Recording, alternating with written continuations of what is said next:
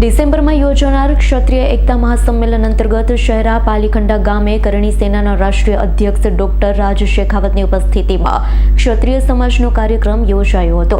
ક્ષત્રાણીઓની અસ્મિતા અને પાઘડીના સ્વાભિમાન સંદર્ભે સમસ્ત ક્ષત્રિય સમાજને એક થવા ડોક્ટર રાજ શેખાવતે અપીલ કરી.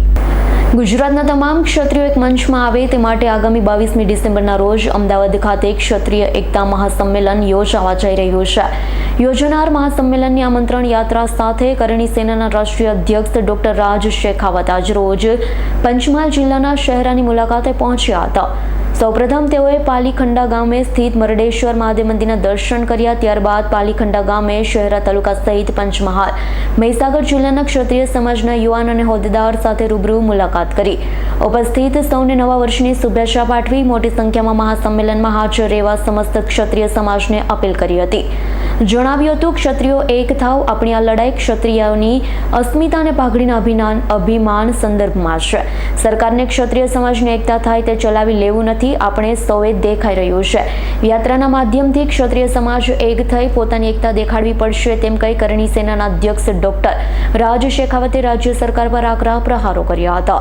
શહેરા ખાતે આમંત્રણ યાત્રાના કાર્યક્રમમાં ડોક્ટર રાજ શેખાવતે લોરેન્સ બિશ્નોઈ બાબતે નિવેદન આપતા કહ્યું છે, લોરેન્સ એક ગેંગ ચલાવે છે. લોરેન્સ ગેંગ અમારા મુખ્યની હત્યા કરી છે.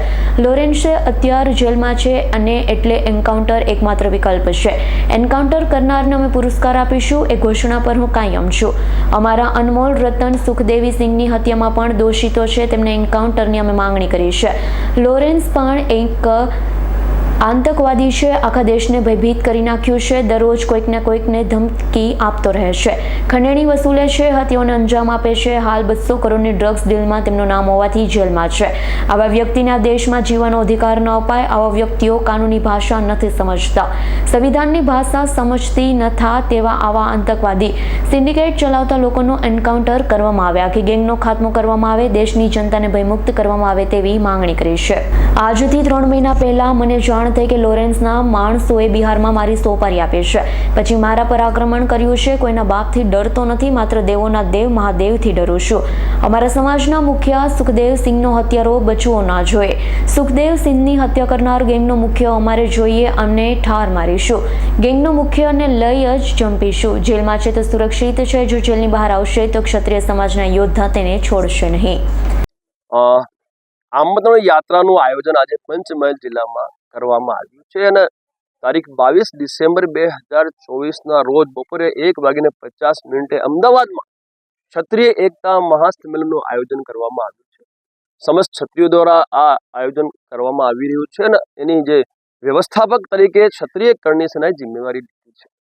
ક્ષત્રાણીઓની અસ્મિતા અને પાઘડીના સ્વાભિમાન સંદર્ભે આ આયોજન અમે કરવા જઈ રહ્યા છીએ. આપ સૌ જાણો છો, લોકસભા ચૂંટણી ટાણે ક્ષત્રાણીની અસ્મિતા ઉપર પ્રહાર કરવામાં આવ્યો. એ પછી જ્યારે વિરોધ કરવામાં આવ્યો ત્યારે સરકાર દ્વારા આ પાઘડી જે છે, અમારું સન્માન સ્વાભિમાન છે, એના ઉપર પ્રહાર કરવામાં આવ્યો. અને તાજેતરમાં જ આ ગુજરાત સરકાર દ્વારા ક્ષત્રિય કરણી સેનાના સંસ્થાપક અને રાષ્ટ્રીય અધ્યક્ષ એટલે હું પોતે મારી કંપનીનું લાયસન્સ રદ કરી એક હજુ પ્રહાર કરવામાં આવ્યો. એટલે ગુજરાત સરકાર દ્વારા ક્ષત્રિય સમાજની એકતા થાય એ ચલાવી લેવું નથી, એ આપણને સૌને દેખાઈ રહ્યું છે.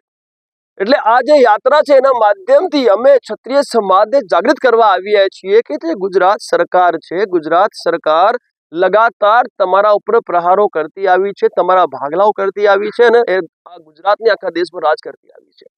એકતાની આવશ્યકતા છે. જે ભાગલાઓ છે દૂર કરવાના છે. એ ભાગલાઓ દૂર કરવા માટે અમે ક્ષત્રિય એકતા મહાસંમેલનનું આયોજન કર્યું છે. એ આયોજનમાં ગરાસદારથી લઈ અને ક્ષત્રિય ઠાકોર સમાજ તમામને અમે એક મંચ પર બેસાડવા જઈ રહ્યા છીએ, રોટી વ્યવહાર કરવા જઈ રહ્યા છે.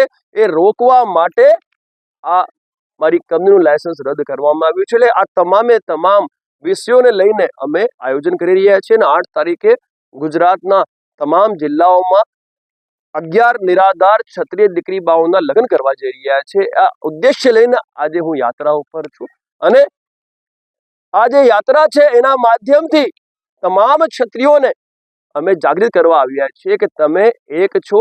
31% તમે ગુજરાત સરકારના ચોપડે બોલો છો, તો તમે 31% બોલતા હો તો તમારી શક્તિ સૌથી વધારે હોય, જો એકતા થઈ જાય, સંગઠિત થઈ જઈએ, તો આ ગુજરાતમાં જનતાની સેવાનું જે લાભ છે એ લાભ ક્ષત્રિય સમાજ લઈ શકે છે. એ ઉદ્દેશ્ય લઈને આજે અમે બેઠા છીએ. ઇકબાલ શેખનો રિપોર્ટ, S9 ન્યૂઝ, પંચમહાલ.